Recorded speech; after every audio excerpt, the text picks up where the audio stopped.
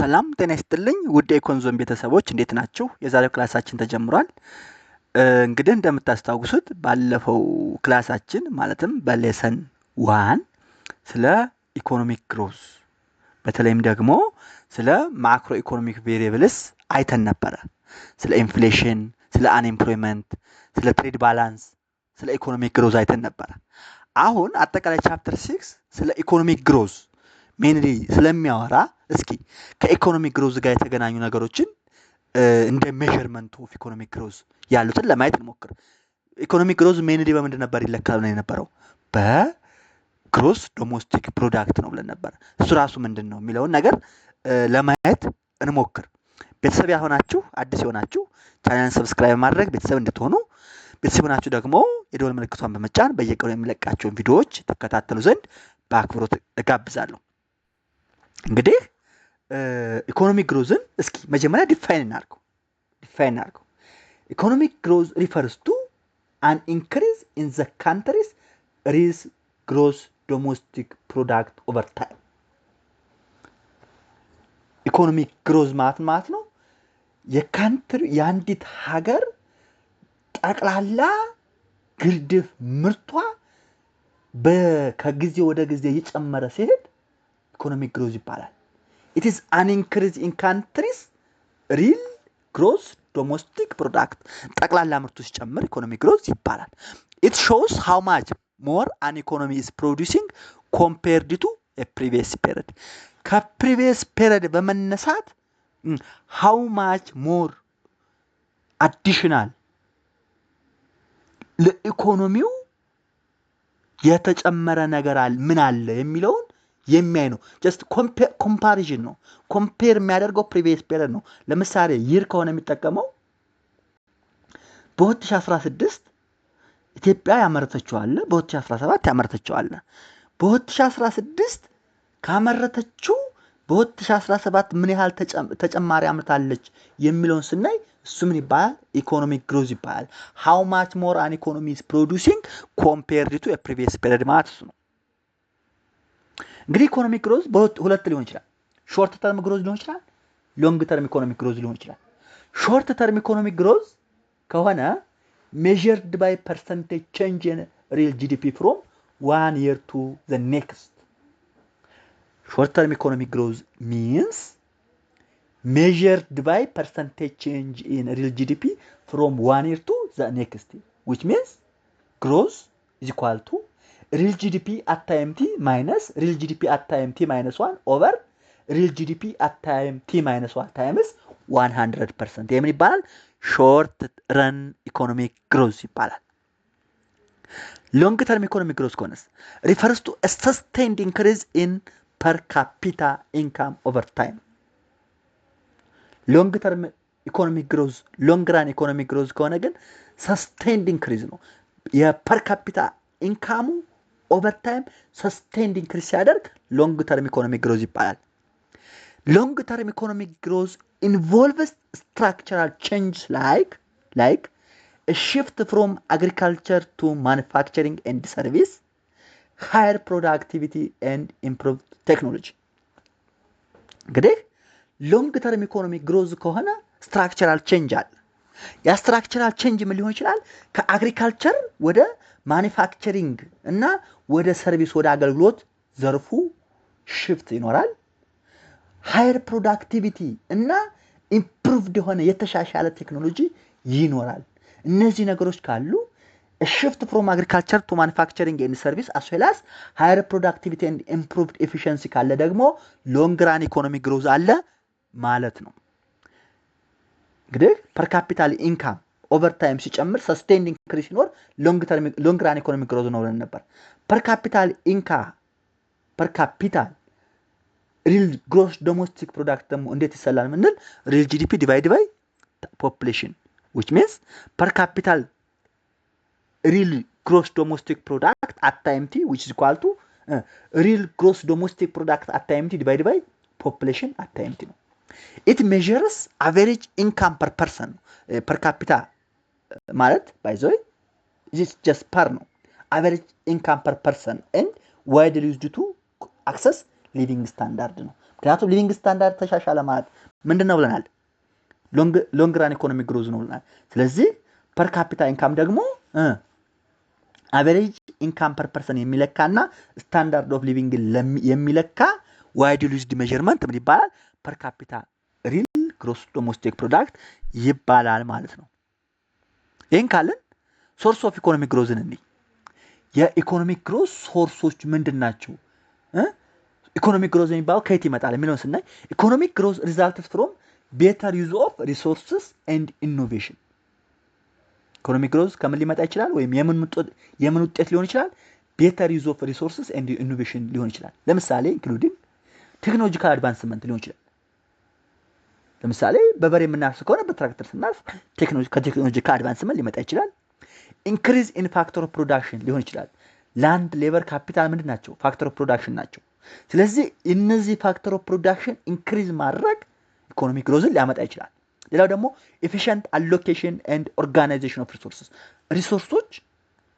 ሪሶርሶች ናቹራል ሪሶርስ ሊሆኑ ይችላሉ፣ ሁማን ሪሶርስ ሊሆን ይችላል፣ ሌላም ሪሶርስ ሊሆን ይችላል። እነዚህ ሪሶርሶች ኤፊሽንትሊ አሎኬት እና ኦርጋናይዝ ከተደረጉ ኢኮኖሚክ ግሮዝን ሊያመጡ ይችላሉ ማለት ነው። ስለዚህ ኢኮኖሚክ ግሮዝ ከነዚህ ሶስት ነገሮች ሊመጣ ይችላል። አፍተር ኦል ግን ከቤተር ዩዝ ኦፍ ሪሶርስ ኤንድ ኢኖቬሽን ይፈጠራል ማለት ነው። ትሩ ኢኮኖሚክ ግሮዝ ፕሮቫይድስ ሞር ኤንድ ቤተር ጉድስ ኤንድ ሰርቪስስ ሰስቴኔብሊ።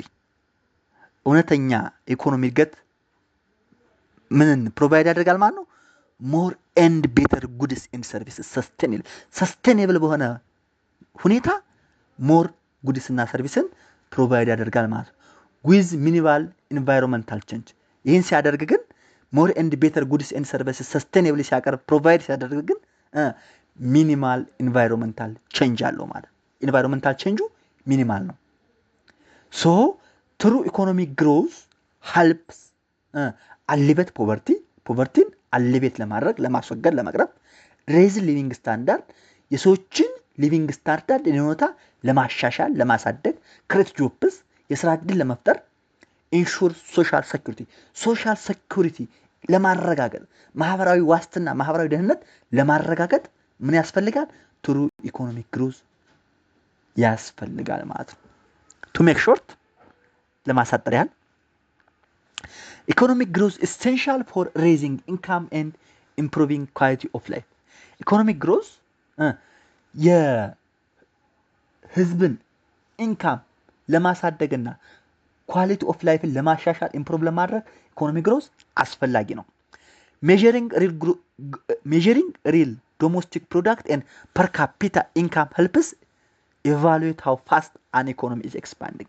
እንግዲህ ሃው ፋስት አን ኢኮኖሚ ኢዝ ኤክስፓንዲንግ የሚለውን ኢቫሉዌት ለማድረግ ሜዠር ለማድረግ ለመለካት ሪል ጂዲፒ ፐር ካፒታ ይጠቅመናል ማለት ነው፣ ያግዘናል ማለት ነው። ሃውኤቨር ትሩ ዴቨሎፕመንት ሪኳየርስ ሞር ዛን ጀስት ግሮዝ። አሁን ከላይ ስለምን አየን? ትሩ ኢኮኖሚክ ግሮዝ አየን። ነገር ግን ትሩ ዴቨሎፕመንት ባይዘው ዴቨሎፕመንት ማለት ብልጽግና ነው። ትሩ ዴቨሎፕመንት ሪኳየርስ ሞር ዛን ጀስት ግሮዝ። ትሩ ዴቨሎፕመንት ከሆነ ግን ከግሮዝም በላይ ነው። ኢት ኢንቮልቭስ ስትራክቸራል ቼንጅስ ኢኳሊቲ ኤንድ ሁማን ዌልቢንግ። ትሩ ዴቨሎፕመንት ከሆነ ደግሞ ኢኮኖሚክ ግሮዝ ፕላስ ስትራክቸራል ቼንጅ ኢኳሊቲ ሁማን ዌልቢንግ ኤንድ አዘር ነገሮችን ያጠቃልላል ማለት ነው። ይህን ካየን እስኪ ኢኮኖሚክ ግሮዝ ቨርሰስ ኢኮኖሚክ ዴቨሎፕመንት ዋት ኢዝ ዘ ዲፈረንስ ቢትዊን ኢኮኖሚክ ግሮዝ ኤንድ ኢኮኖሚክ ዴቨሎፕመንት ነው የሚለውን ኦፍን ዩዝድ ኢንተርቼንጅብሊ ብዙ ጊዜ ኢንተርቼንጅብሊ እንጠቀማቸዋል። በት ዘስ ቱ ተርምስ ሃቭ ዲፈረንት ሚኒንግ ቶታሊ ዲፈረንት ሚኒንግ ነው ያላቸው። አሁን አንዳንዴ ኢኮኖሚክ ግሮዝ ኢኮኖሚክ ዴቨሎፕመንት እንላለን ምዕመኖቹ፣ ግን ኢንተርቼንጅብል የምንጠቀማቸው ትርጉማቸው ምንድን ነው? የተለያየ ነው። ለምሳሌ አስፔክቶችን እየወሰንን ብናይ ፎከሳቸው ላይ ብናይ ኢኮኖሚክ ግሮዝ ፎከስ የሚያደርገው ኢንክሪዝ ኢን ጂዲፒ ኦር ጂዲፒ ፐር ካፒታ ላይ ነው። በቃ ጂዲፒው ከጨመረ ጂዲፒ ፐር ካፒታው ጂዲፒ ፐር ካፒታ ኢንካሙ ከጨመረ በቃ ኢኮኖሚክ ግሮዝ አለ ይቻላል። ኢንካም ያ ማለት ግሮስ ዶሜስቲክ ፕሮዳክት ጠቅላላ ምርቱ ከጨመረ፣ እያንዳንዱ ህዝብ በነፍስ ወከፍ የሚያገኘው ገቢ ከጨመረ ግሮዝ ነው። ኢኮኖሚክ ዴቨሎፕመንት ከሆነስ ብሮድ ትራንስፎርሜሽን ነው። ይሄ ትራንስፎርሜሽን በምን ሊሆን ይችላል? ኢኮኖሚክ ሊሆን ይችላል፣ ማህበራዊ ሶሻል ሊሆን ይችላል፣ ፖለቲካል ላይፍ ሊሆን ይችላል። ስለዚህ a broad transformation in economic, social, political and other aspects of life ከተሻሻለ ደግሞ ምን ይባላል? ኢኮኖሚክ ዴቨሎፕመንት ይባላል። ኢኮኖሚክ ዴቨሎፕመንት ይባላል። ኔቸራቸውን ስናይ ኢኮኖሚክ ግሮዝ ጀስት ሜንሊ ኳንቲታቲቭ ነገር ነው። በቃ ጂዲፒ አደገ ሶ ኢኮኖሚክ ግሮዝ አለ። ፐር ካፒታ ጂዲፒ ፐር ካፒታ አደገ ኢኮኖሚክ ግሮዝ ነው። ኢኮኖሚክ ዴቨሎፕመንት ከሆነ ኳንቲታቲቭ ፕላስ ኳሊታቲቭ ነው። የቁጥሩ መጨመር ብቻ አይደለም፣ ጥራቱን ፋክተር አለው። ጥራቱን የሚያል ኢኮኖሚክ ላይፉ፣ ሶሻል ላይፉ፣ ፖለቲካል ላይፉ፣ ስትራክቸር ኦፍ ዘ ጀስት ዘ ገቨርንመንት ሴክተር ኤፊሺየንሲ እሱ ሁሉ ይታያል። ይሄ ኢኮኖሚክ ዴቨሎፕመንት። ስለዚህ ቦዝ ኳሊታቲቭ ኤንድ ኳንቲታቲቭ ነው ማለት ነው። ካን ዋን ኤግዚስት ዊዛውት ዘ አዘር የሚለውን ስናይ ደግሞ ግሮዝ ካን ኦከር ዊዛውት ዴቨሎፕመንት ግሮዝ ካን ኦከር ዊዛውት ዴቨሎፕመንት ቢኖርም ባይኖርም ግሮዝ ሊኖር ይችላል። ምክንያቱም ግሮዝ ምንድነው ብለናል? ጂዲፒ ከጨመረ ግሮዝ ነው። ጂዲፒ ፐር ካፒታ ከጨመረ ግሮዝ ነው። ስለ ዴቨሎፕመንት አይመለከተውም። ዴቨሎፕመንት ግን እንዲኖር ከተፈለገ ግሮዝ ግዴታ ነው፣ ቤዝ ነው። መጀመሪያ ግሮዝ ሊኖር ይገባል። ግሮዝ ከግሮዝ በመነሳት ነው ወደ ዴቨሎፕመንት የምንሄደው። ግሮዝ ሲኖርና ነው ከዛ ብሮድ ትራንስፎርሜሽን የሚኖረው። ስለዚህ ስኮፓቸውን ስናይ ኢኮኖሚክ ግሮዝ ምንድነው? ናሮው ነው። ኢኮኖሚክ ዴቨሎፕመንት ከሆነስ ዋይድ ነው፣ ኢንክሉሲቭ ነው። ስለዚህ በቀላሉ ማለት እንችላለን ማለት ነው ኢኮኖሚክ ዴቨሎፕመንት ኢዝ ኢኮኖሚክ ግሮዝ ፕላስ ብሮደር ትራንስፎርሜሽን ኦር ስትራክቸራል ቼንጅስ ብለን መመለስ እንችላለን ማለት ነው። ኢኮኖሚክ ዴቨሎፕመንት ኢንክሉድስ ኢኮኖሚክ ግሮዝ። ኢኮኖሚክ ዴቨሎፕመንት ምን ያጠቃልላል? ኢኮኖሚክ ግሮዝን ያጠቃልላል። but also looks health, education, inequality and social progress. የጤና ሁኔታን፣ የትምህርት ጥራትን፣ የእኩልነት ሁኔታን፣ የሶሻል ፕሮግረስን፣ የማህበራዊ የእድገት ደረጃን፣ አስተሳሰብን ሁሉ ያጠቃልላል። ምን ኢኮኖሚክ ዴቨሎፕመንት ከምን በተጨማሪ ከኢኮኖሚክ ግሮዝ ከኳንቲቴቲቭ አስፔክቱ በተጨማሪ ከኳንቲቴቲቭ ኔቸር በተጨማሪ ሄልዝን፣ ኤዱኬሽንን፣ ኢንኢኳሊቲ ኤንድ ሶሻል ፕሮግረስን ይጨምራል ማለት ነው። ማን ኢኮኖሚክ ዴቨሎፕመንት። ይሄን ዲፈረንሳቸውን ያዙ። ይሄን ካየን ምን ላይ ነበርና ቅድም ሶርስ ኦፍ ኢኮኖሚክ ግሮዝ ላይ አይደለና?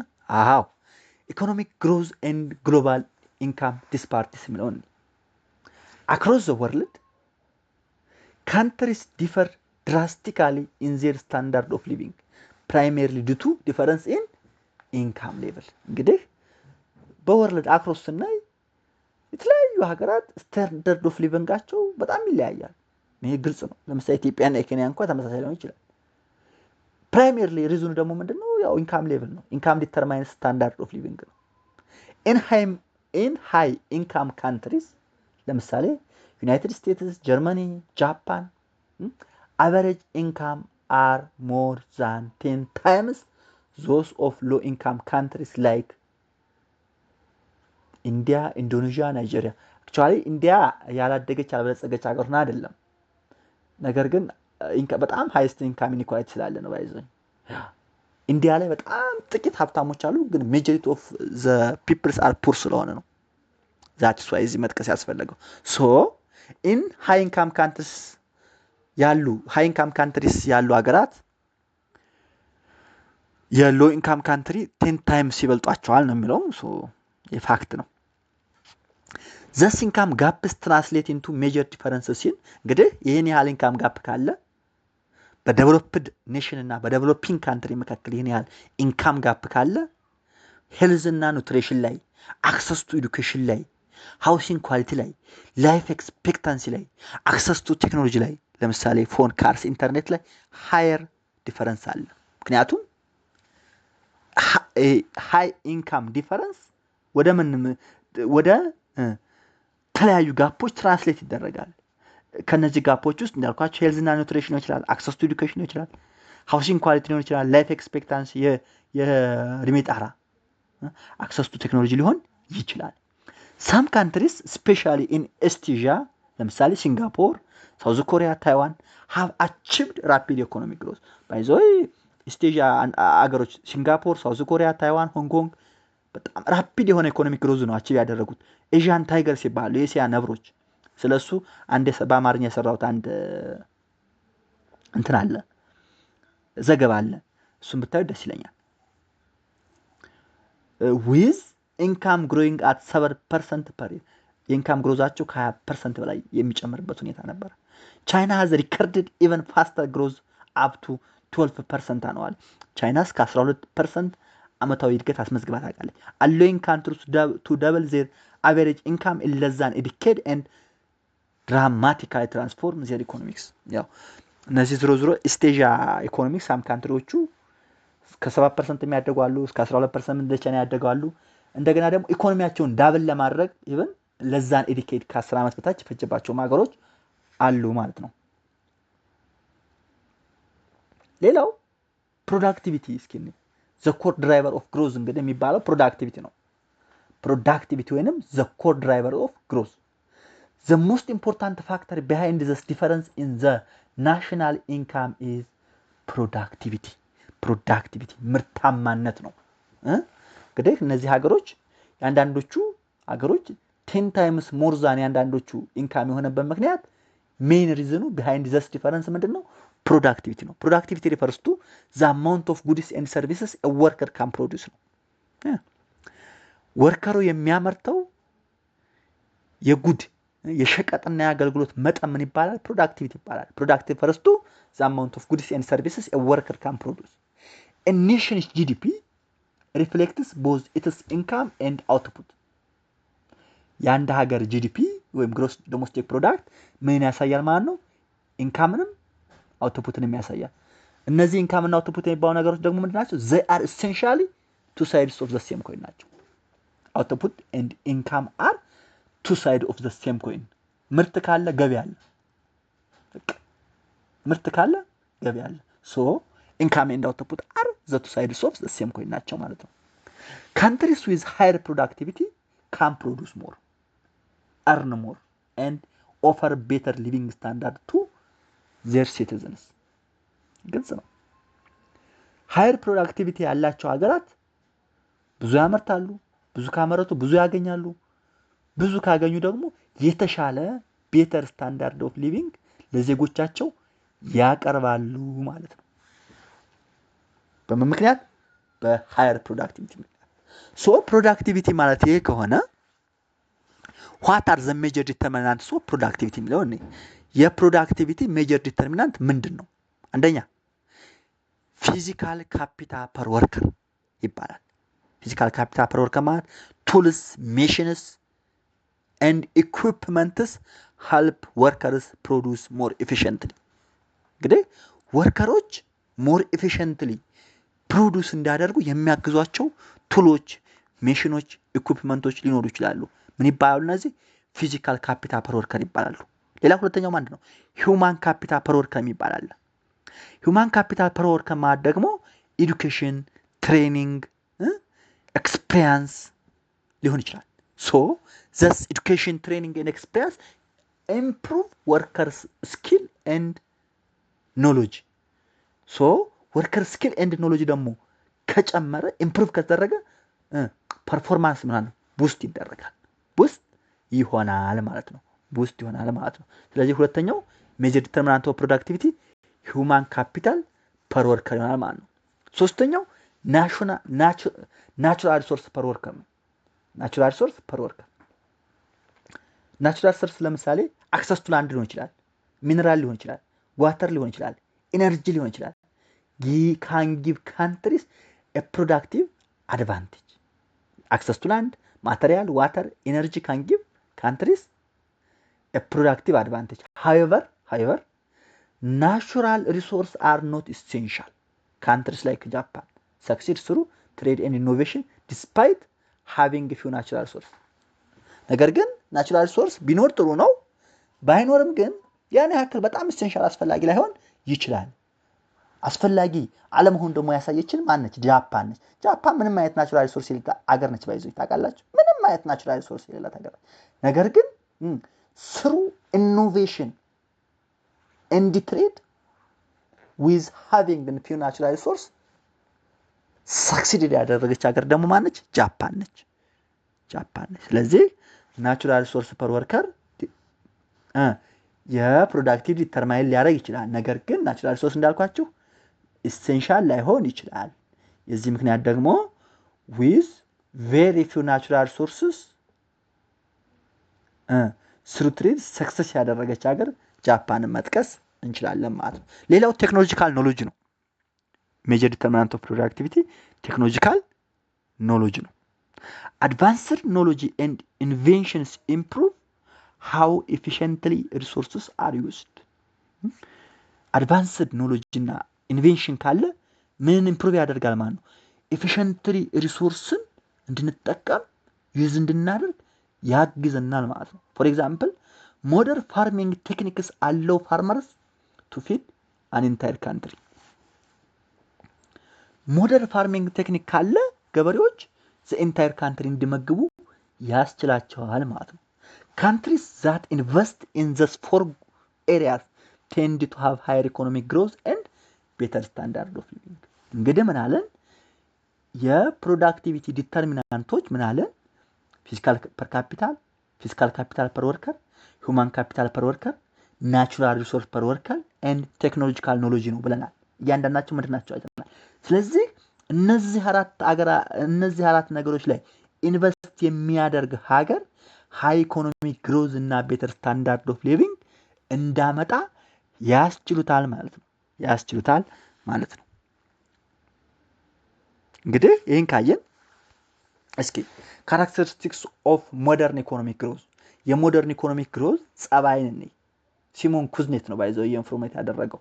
ሲሞን ኩዝኔት ኢንቨርት ዱ ሼፕ ሃይፖቴሲስ የሚባል ባይዘው ኢንካም ኢንኢኳሊቲ ከኢኮኖሚክ ግሮዝ ጋር የሚያገናኘው ነገር ነው። እሱን በርግጥ ዴቨሎፕመንት ኢኮኖሚክስ ላይ ትማሩታላችሁ። አክቹአሊ ባይዘው እሱ ላይ እኔ የመመረቂያ ቴሲሴንም በኤ ዲግሪ ላይ እዚህ ላይ ነው የሰራሁት። አስፈላጊ ከሆነ እሱን ጥናት አውጥተን ማየት እንችላለን። ለዛሬው ግን according to Simon Kuznet's characteristics of modern economic growth የሚሉትን እንይ። ኢኮኖሚስት ሲሞን ኩዝኔት identifies 5 key features of sustainable economic growth። እንግዲህ ሲሞን ኩዝኔት የተባለ ኢኮኖሚስት 5 sustainable economic growth key featureዎችን አውጥቷል።